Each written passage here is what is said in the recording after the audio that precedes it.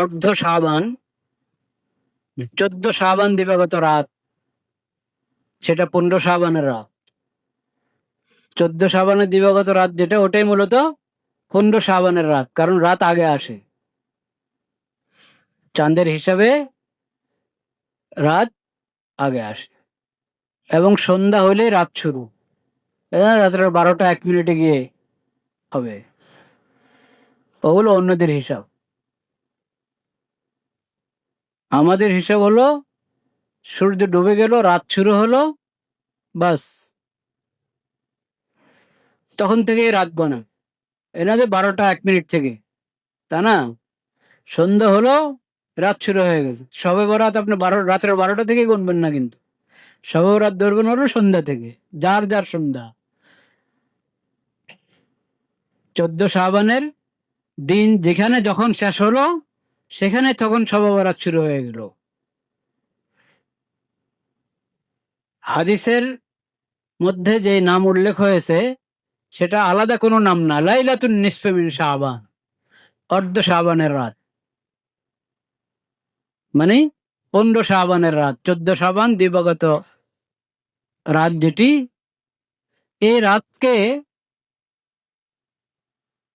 রাতকে শবে বারাত ফার্সি, উর্দু, বাংলাতে বলা হয়, আরবিতে লাইলাতুল বারা বলা।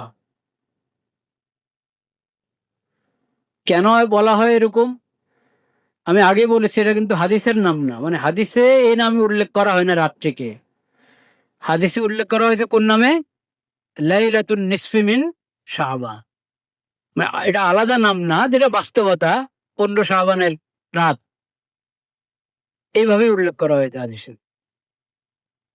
সহিহ ইবনে হিব্বান, মুসনাদে আহমদ সহ বিভিন্ন হাদিস গ্রন্থে মুআয রাদিয়াল্লাহু তাআলা আনহু থেকে এবং আরো একাধিক সাহাবী থেকে হাদিসটি বর্ণিত হয়েছে। আমি মুআয রাদিয়াল্লাহু তাআলা আনহু থেকে, মুআয রাদিয়াল্লাহু তাআলা আনহুর বর্ণিত হাদিসটি বলছি, যেটা সহিহ ইবনে হিব্বানে আছে। ইয়াত্তালিউল্লাহু ইলা জামিই খালকিহি লাইলাতান নিসফি মিন শাবান ফায়াগফিরু লিজামিই খালকিহি ইল্লা লিমুশরিকিন আও মুশাহিদ। নবী করিম সাল্লাল্লাহু আলাইহি সাল্লাম বলেছেন, আল্লাহ তাআলা তার সকল মাখলুকের প্রতি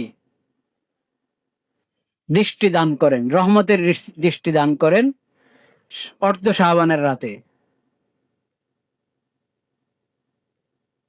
ফায়াগফিরু লিজামিই খালকি, সবাইকে ক্ষমা করে দেন, ইল্লা লিমুশরিকিন আও মুশাহিদ, এই রাতের যে বিশেষ ক্ষমা মুশরিক পাবে না, শিরিকের গুনাহে লিপ্ত যারা, তারা এই রাতের বিশেষ মাগফিরাতটা পাবে না। এবং মুশাহিন, ওই ব্যক্তি যে তার অন্তরে, নিজের অন্তরে অন্যের প্রতি হিংসা বিদ্বেষ পোষণ করে, শত্রুতা পোষণ করে, সেও এই রাতের ক্ষমা পাবেন।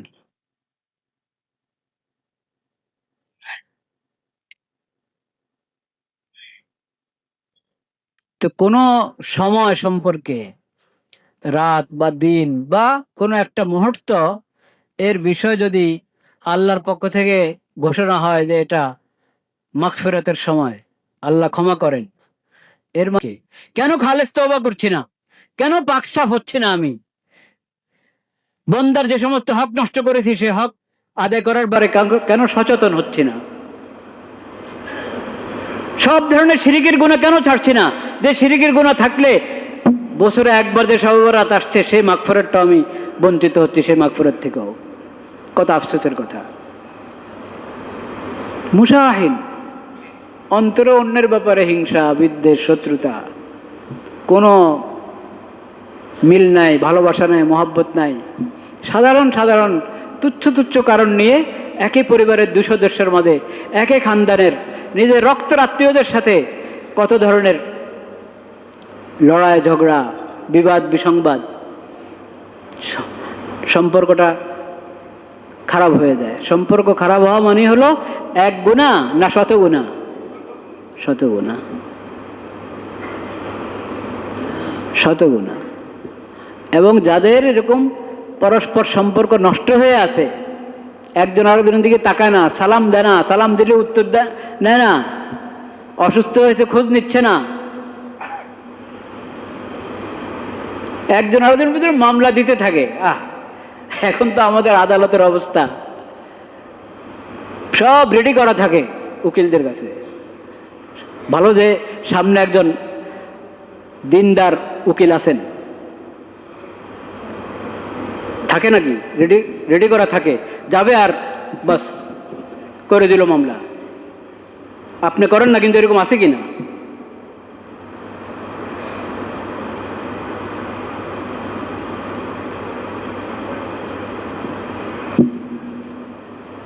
বাস কখন মামলা আসবে ওটার অপেক্ষায়। আর উকিলের কাজ এটা, কখন তোমার কাছে মামলা চলে আসবে তুমি ওটার অপেক্ষায় থাকবা।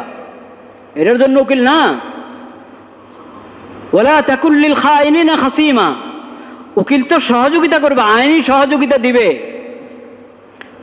আইনি সহযোগিতা দিবে।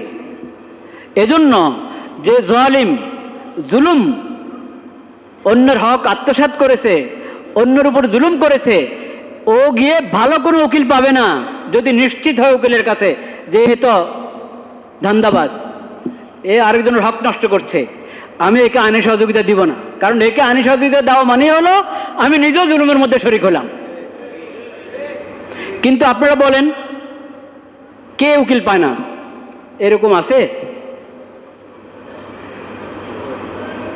আমাদের অ্যাডভোকেট সাহেব উনাকে পাবে না, কিন্তু আরেকজনকে পেয়ে যাবে, সেও আইনি সহযোগিতা পাবে। আইনের মারপেচ, শব্দের মারপেচ দিয়ে ওরও সহযোগিতা করে দিবে। টিকলো না টিকলো পরের কথা। আর যদি জজকে পট্টি পড়া যায় তো তো কিসে শেষ।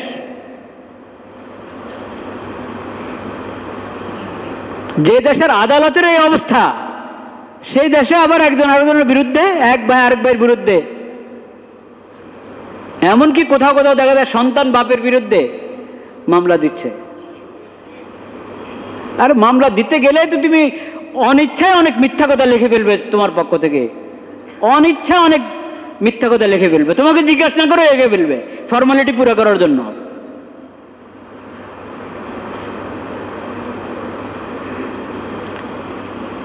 তো এখন দুইজনের মাঝে দ্বন্দ্ব হলে দেখা যায় কালকে আমি আরেক মামলা কিন্তু রেডি করেছি, কালকে আরেকটা মামলা দিয়ে দিব। কি তামাশা মামলা দেওয়া! যে কোনো অজুহাত দ্বারা এই মামলা দিতে পারছো তুমি, মুসলমান।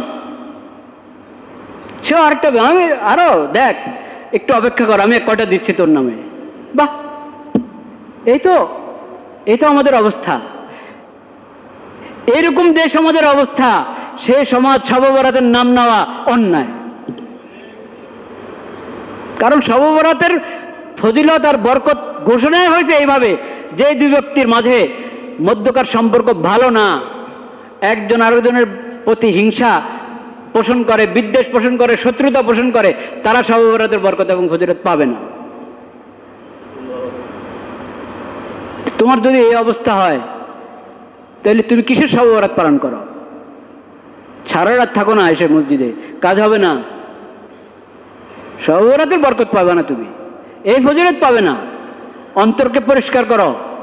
আরে দুজনের মাঝে বাস্তবে যদি কেউ ভুল বোঝাবুঝির কারণে হোক বা ইচ্ছা করে যদি একজন আরেকজনের হক নষ্ট করতেছে, ওটার জন্য তুমি আইনি সহযোগিতা নিবা, নাও, কিন্তু দুজনের মধ্যে সম্পর্ক খারাপ করার তো দরকার নেই, একজনের বিরুদ্ধে মিথ্যা বলার তো দরকার নেই।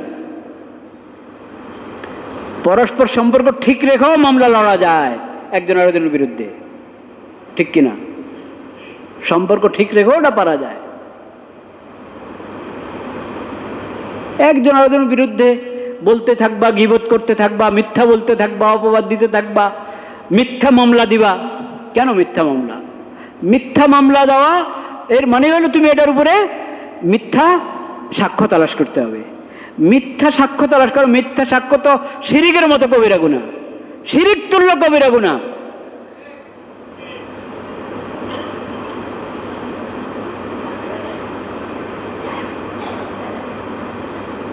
শবে বরাত এত সস্তা না,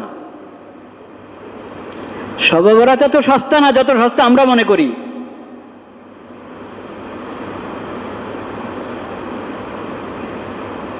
সব ধরনের শিরিক থেকে মুক্ত হতে হবে। আরো পাপের কথাও আছে বিভিন্ন হাদিস, আমি তো একটা হাদিস পড়লাম আজকে। এবং এটা অন্তর পরিষ্কার করো, তোমার অন্তরে অন্যের প্রতি হিংসা বিদ্বেষ কেন থাকবে? যে তোমাকে শত্রু মনে করে, শত্রুর আচরণ করে, তার বিষয়েও তোমার অন্তরে হিংসা থাকবে না, বিদ্বেষ থাকবে না, শত্রুতা লালন করবে না তুমি তার বিষয়েও। এটার প্রশিক্ষণের দরকার আছে। এটা কঠিন মনে হয়, অসম্ভব না, অসম্ভব না।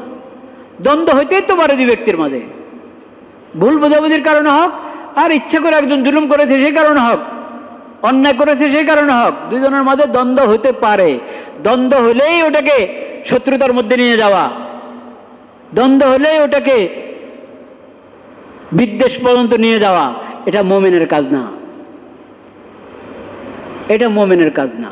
এটা শিখতে হবে আলেমদের কাছে, আল্লাহওয়ালাদের কাছ থেকে এটা শিখতে হবে যে কিভাবে আমি তার থেকে আমার হক উসুল করব।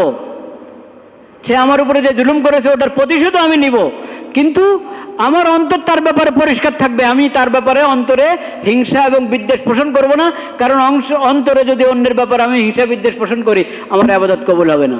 খালি শবে বরাত কবুল হবে না তা না, পরেরটা শুনেন, শুধু শবে বরাত কবুল হবে না তা না, আবাদতও কবুল হবে না, আবাদতও কবুল হবে না। নবী করিম সাল্লাল্লাহু আলাইহি ওয়াসাল্লাম বলেছেন, ফাসাদু যাতিল বাইন হিয়াল হালেকা, পরস্পর সম্পর্ক নষ্ট হওয়া এটা মুন্ডিয়ে দেয়। কি মুন্ডিয়ে দেয়? মাথা মুন্ডিয়ে দেয় না, দ্বীনকে এবং ঈমানকে মুন্ডিয়ে দেয়। ইবাদত কবুল হয় না। আল্লাহ রাব্বুল আলামিনের দরবারে বান্দাদের আমলনামা পেশ করা হয় প্রতি সপ্তাহে। ওটা সাপ্তাহিক, আমরা তো যাই খালি বাৎসরিক। প্রতি সপ্তাহে আল্লাহর দরবারে বান্দাদের আমলনামা পেশ হয়,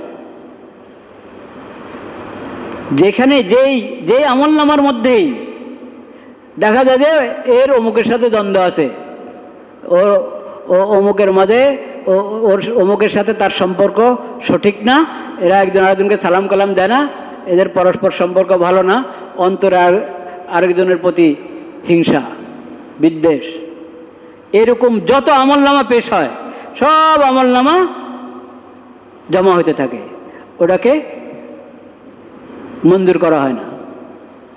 ওটাকে কি করা হয় না? মঞ্জুর করা হয় না। আল্লাহ রাব্বুল আলামিন বলেন, উত্রুকু হাদাইন, এদেরটা রেখে দাও। আজকালের আদালতের ভাষা যদি বলেন, মানে অফিসের ভাষা বললে কি বলবেন? এদের ফাইল রেখে দাও। উত্রুকু হাদাইন, এদেরটা রেখে দাও। হাত্তা ইয়াস্তালিহা, এরা নিজেদের সম্পর্ক ঠিক করক, আগে মিশে যাক, মিলে মিশে এক হোক, তারপরে ওদের বিষয় দেখা হবে। এখন এদেরটা রেখে দাও। উত্রুকু হাদাইন হাত্তা ইয়াস্তালিহা, সহিহ মুসলিম শরীফের হাদিস।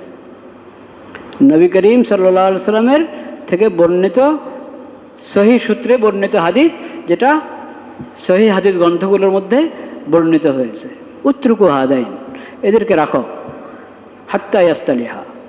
তা আপনার সব ঈমান আমল, যত নেক আমল করতেছেন, সদকা খায়রাত নফল নামাজ যা কিছু করছেন, সব ফাইল বন্ধ হয়ে আছে, একটা ফাইলও ওকে হচ্ছে না। এবার চিন্তা করেন, একজন আরেকজনের বিরুদ্ধে কত মামলা করবেন।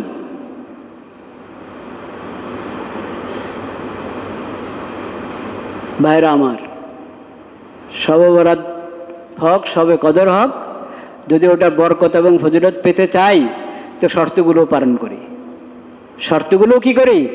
পালন করি। আল্লাহ সেই তৌফিক আমাদেরকে নসিব করেন।